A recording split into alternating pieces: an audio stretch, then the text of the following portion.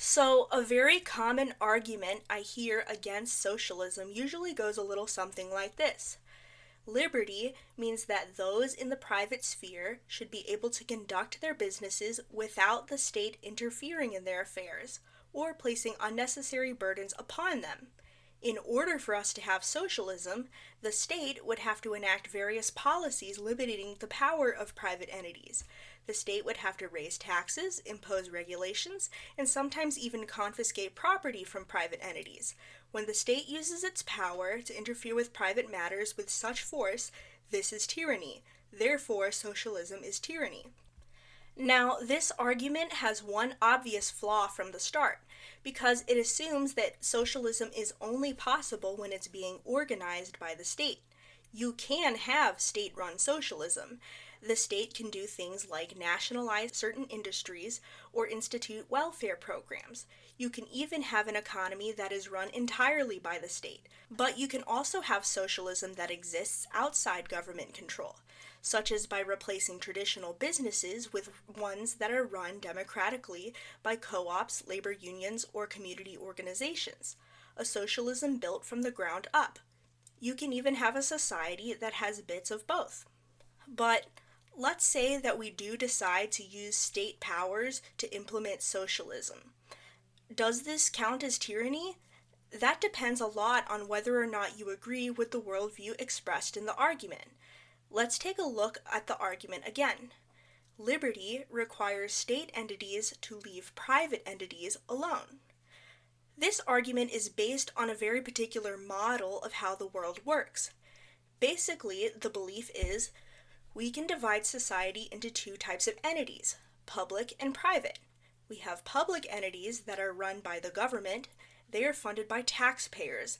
The goals of these entities is to promote the collective interest of the citizenry, and the policies of those entities can be enforced under the law using state institutions like courts, police, and military.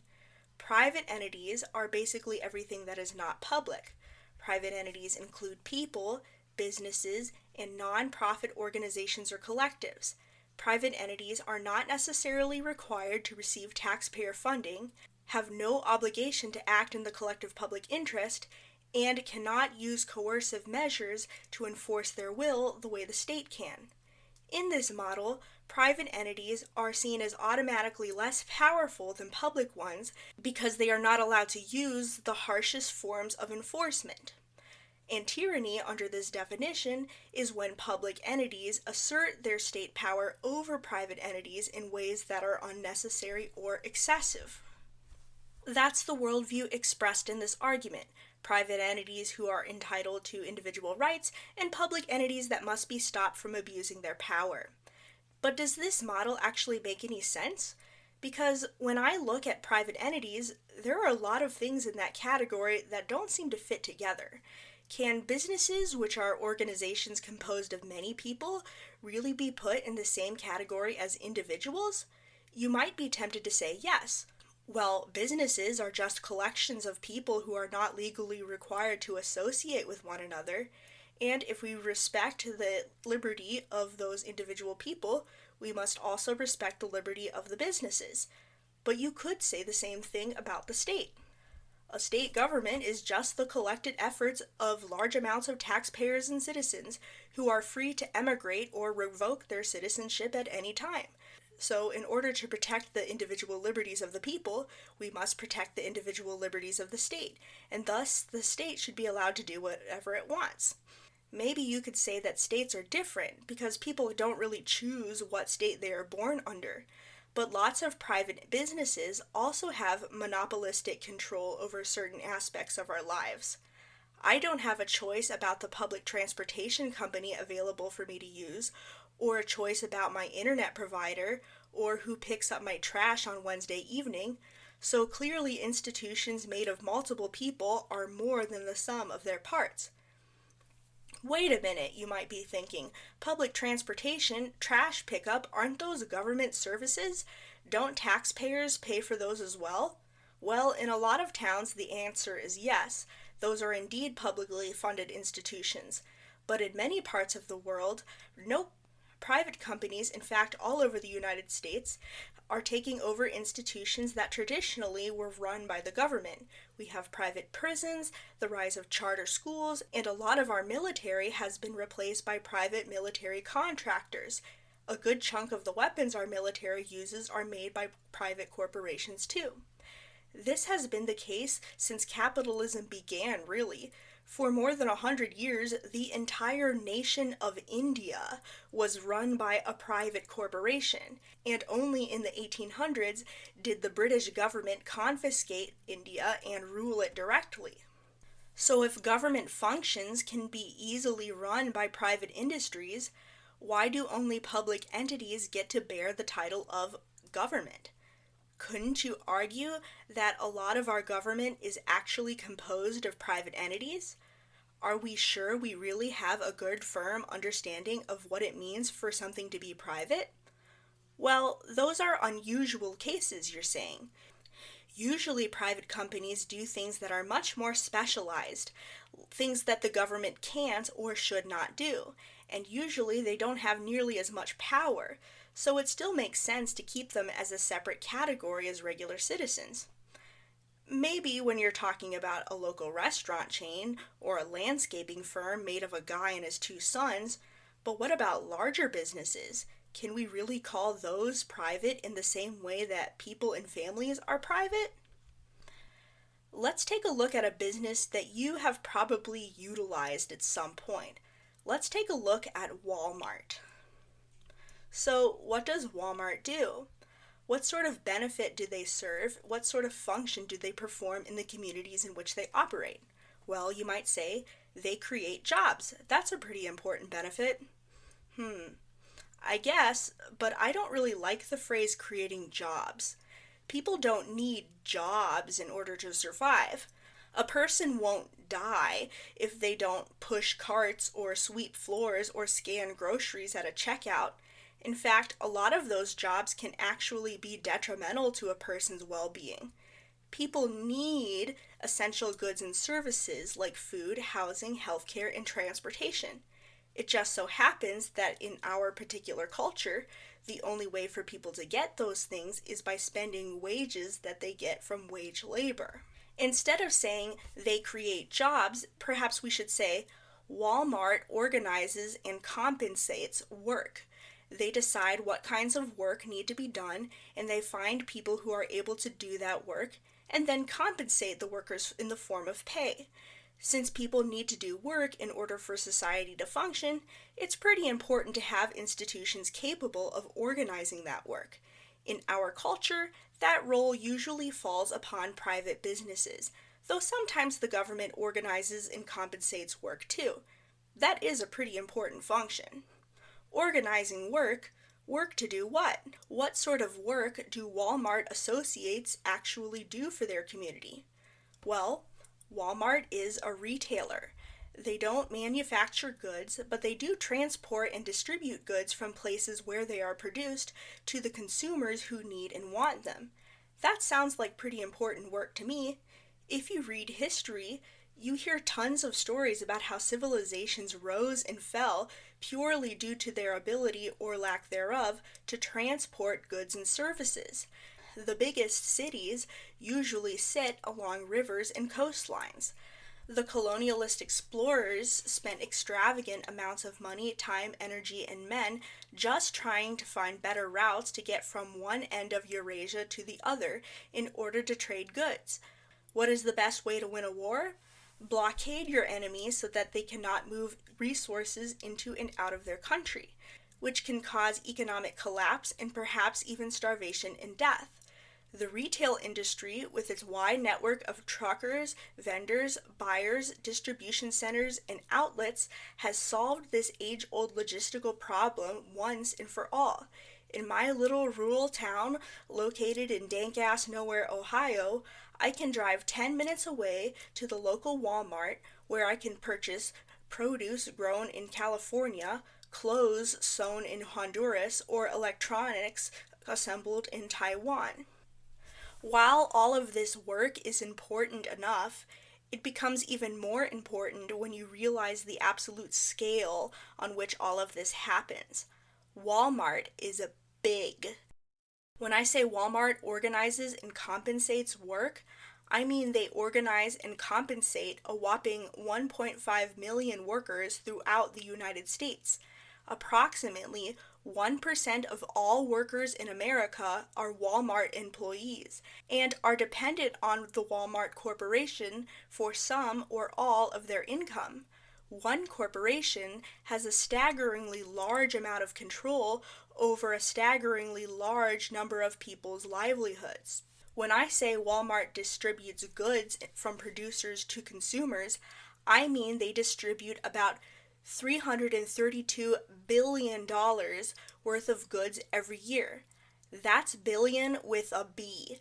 That's enough money to give every single man, woman, and child in the United States $1,000 and still have plenty of change left over. And that's just the American market. Their worldwide revenue is about $514 billion.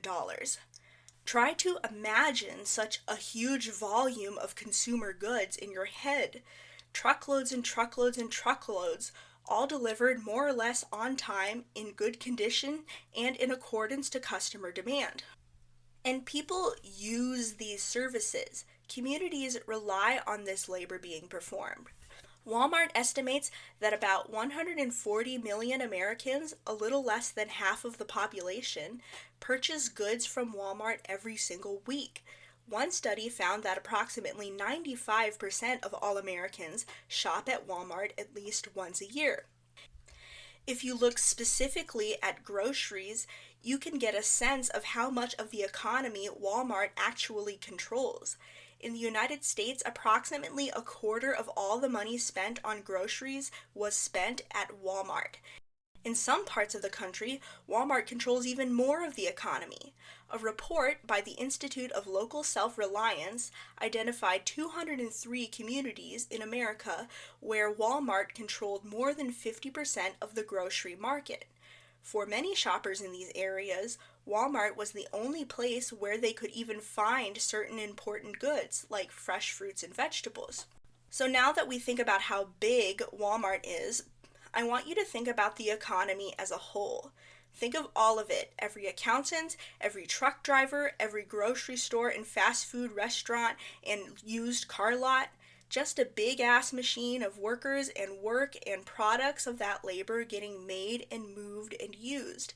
Now, considering how many people work at Walmart and how many people use Walmart services, you can see that Walmart has a huge amount of control over the economy, which means that they have a huge amount of control and influence over society as a whole. Human society runs on its economy. Human society is the economy. What is a society other than a million dumb idiots combining their efforts to make the world go round, which they do mostly by working and consuming work produced by others? Participation in the economy is not optional. If you want to live, you need food, water, shelter, and clothes. And unless you are some badass survival expert who manages to go out into the woods and live off the land, you need to get those things from other people. You need to participate in society, and you need to participate in the economy. Since we all rely on the economy, then whoever owns the economy has an extraordinarily large amount of control over our lives in general. If you earn your living as a wage laborer, then your boss has a lot of control over your livelihood. They can fire you whenever they choose, cutting you off from your income and leaving you in poverty. Yeah, you could theoretically find another job, but your ability to find another job is only as strong as the willingness of someone else to hire you, and you can't force someone else to do that. And if all of your town's small businesses have been put out of business by a few big companies, finding another job might be a problem. If you buy your necessities from local stores, those stores have lots of control over what you eat and what you use. At any time, they could choose to stop carrying a particular commodity or jack up the price so high that you can't buy it. Yeah, you could go shop somewhere else, but your ability to buy a product somewhere else is limited to other stores' ability and willingness to sell it. If there aren't a lot of other stores in your town, such as is the case in those 203 communities where Walmart dominates the grocery industry, that might be a problem. Walmart doesn't dominate the entire economy, but they do dominate a lot of it. In fact, I think it's fair to say they have as much control over daily life as any particular government agency has, at least in terms of scale. Compare the scale of operation of Walmart with the scale of operation of various different public services we have in the United States. 91% of all American students attend public school. In 2016, 95% of American shoppers bought at least one thing from Walmart. Walmart employs 1.5 million American workers. The American public school system employs 3.2 million teachers. More than Walmart, but still within the same order of magnitude. Walmart employs far more people than America's law enforcement system, approximately 540,000 people, all of America's fire stations, approximately 1 million people, many of whom are volunteers, and all of the U.S. Postal Service, about 630,000 people. Walmart is big, and that bigness gives them a large amount of power. And when you think about how big and powerful they actually are, how are they any different from the government? Yeah, that's my main argument I'm making here. Businesses are just another form of government. The decisions that businesses make can greatly affect the quality of life for many people who work with them and use their services. The policies they implement can have a big effect on the communities in which they operate. They provide important goods and services that keep our society up and running. Pretty much everyone in society must interact with a business at some point, and that interaction is never one between equals. It's between an individual with limited means and a much larger institution with money and influence the average person could never even hope to attain. My thesis is this: in a capitalist society, we live under two different government bodies. The state, which controls violence through police, military, and associated institutions, and the economic powers, which control access to basic necessities. The economic powers are disjointed and overlapping and smaller than the state, but many of them have grown to be quite large. At this point in history, many corporations have larger profits than the GDP of entire nations. These two spheres of government, one that deals in violence and one that deals in needs, govern over us as a great carrot and stick. Sometimes the state will dabble into handing out carrots, and sometimes businesses dabble in wielding sticks. But for the most part, the realms remain separate but interdependent. Ideally, they provide checks and balances on each other's power, but usually they serve to uphold one another. While no individual business in America has the same power as the American government, the collected powers of American businesses certainly do. Now hold the goddamn phone, you say. You think I'm nuts. There is business and then there's government, but they are not the same thing. Walmart doesn't get tax money, and Walmart can't use law enforcement to enforce its will. Well, you're wrong there, my good dude. Walmart does get taxpayer funding, and they do use law enforcement to enforce their policies. Walmart doesn't pay its workers very much. In my town, the average Walmart associate makes only $11 or $12 an hour. Hourly hires have little to no chance of ever getting a raise, and very few full-time positions are available. As a result, many Walmart workers must rely on either family or friends to support them, or on welfare benefits given out by the state. Essentially, Walmart pays one chunk of its labor cost, and the American taxpayers cover the rest. In 2014, an organization called Americans for Tax Fairness calculated that American Walmart employees receive about $6.2 billion, that's billion with a B, dollars in government benefits every year. Oh, and where do those government benefits go? Well, a lot of workers take their food stamps and welfare payments and spend them at Walmart. Walmart is not unique. Many American businesses cover their expenses in this manner. A study by the University of California Berkeley Law Center estimates that U.S. taxpayers spend $153 billion annually in labor costs for various companies. Think of it this way. From the point of view of a business owner, the main reason you pay your employees is so they can survive the next pay period, so they are fed and clothed and housed and alive enough to come back to work the next month. Workers to a business owner are machines that must be maintained if they are to keep working. But when a business doesn't pay its workers well enough to support themselves, that cost of upkeep has to come from somewhere, and often the taxpayers foot the bill. The government essentially is paying Walmart's business expenses. Walmart has total use of law enforcement as well. Policies set by private businesses are treated as law. In capitalist culture, property rights are seen as sacrosanct. Walmart has sole control over the billions and billions of dollars of goods that flow through their stores every year. If Walmart decides that apples are 68 cents and a citizen takes the apple after paying only 30 cents, then the state will send law enforcement to punish that citizen. Yes, the citizen committed the crime of theft, but it was Walmart that decided what did and did not count as theft. You know, if Walmart put all of its apples in a bin that said, "Free, take one," then no one who took that apple would be guilty of shoplifting. But Walmart didn't do that.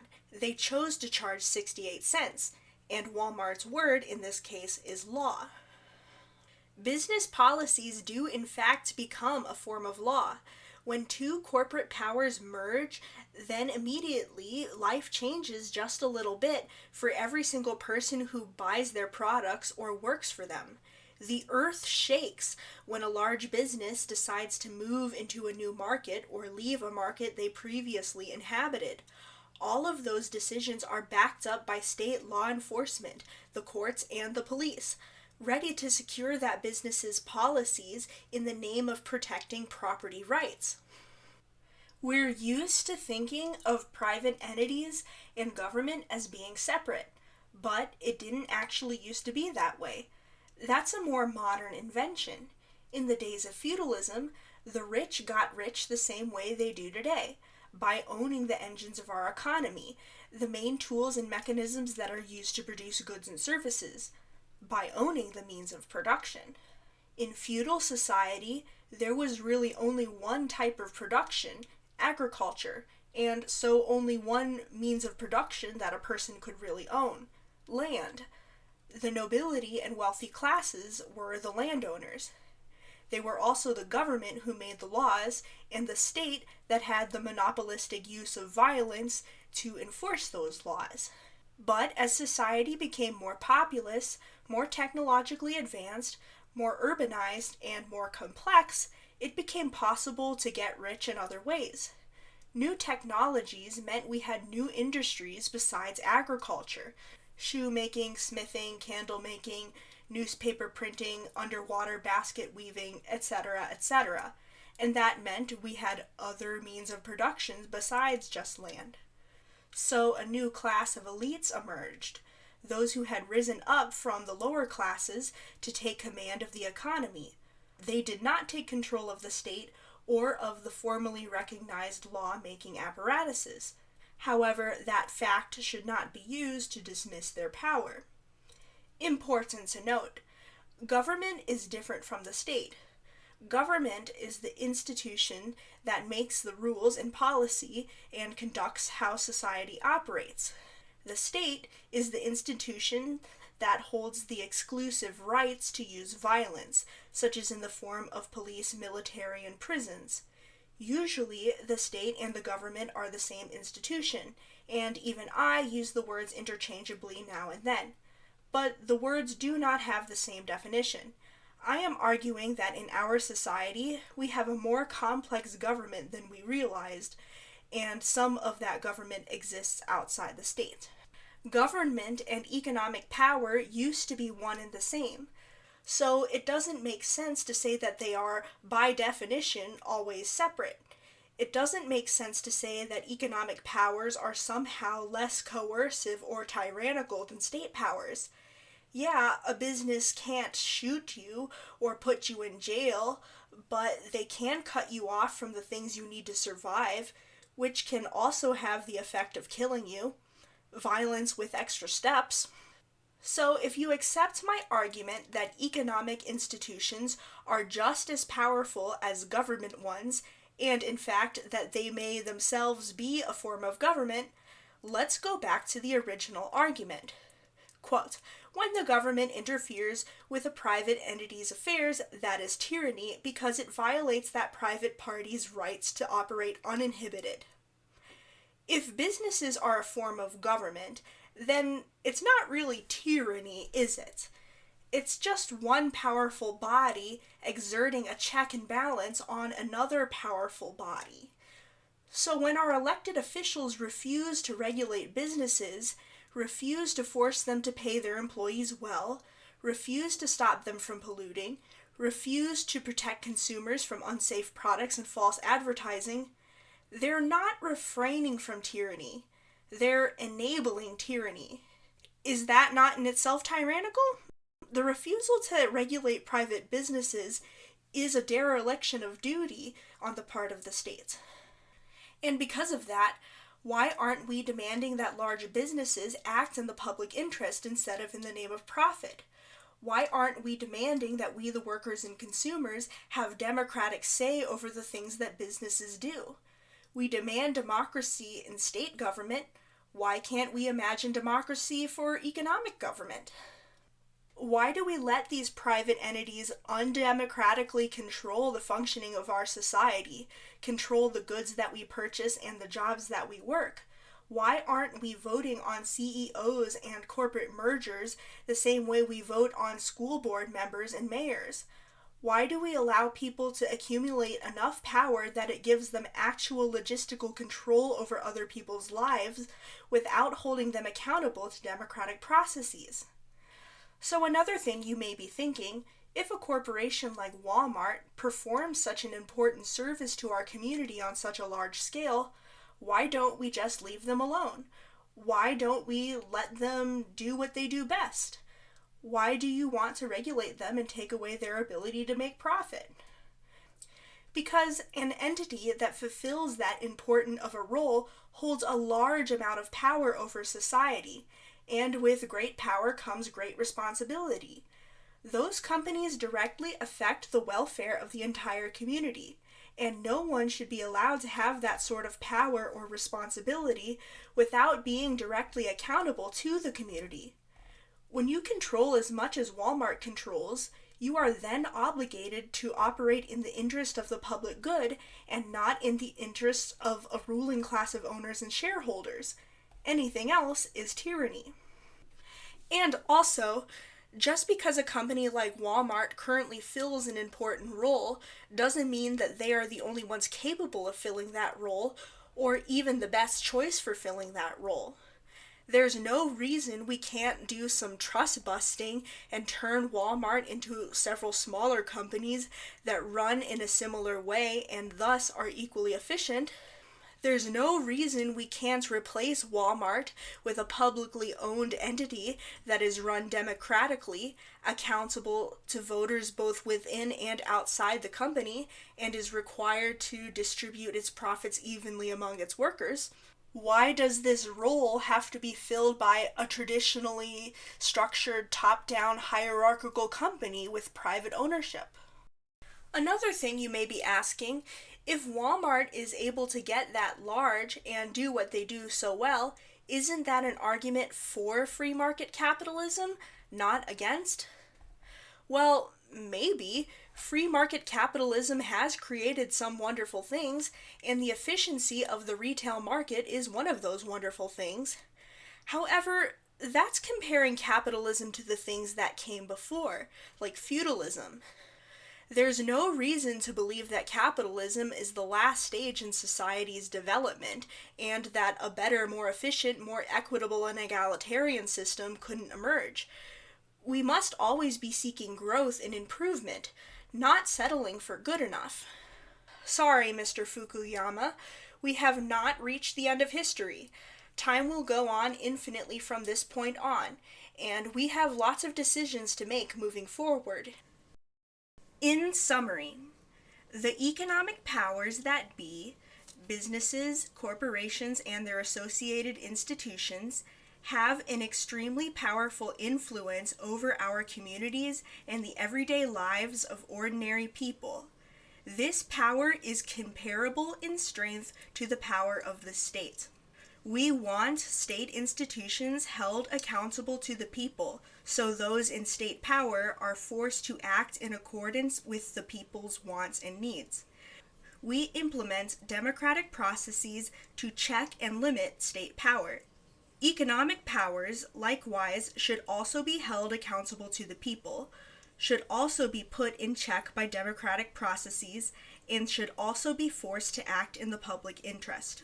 The goal of the socialist movement is to create a society that is more free and more democratic than it is now, by expanding the powers of democracy to the economic sphere.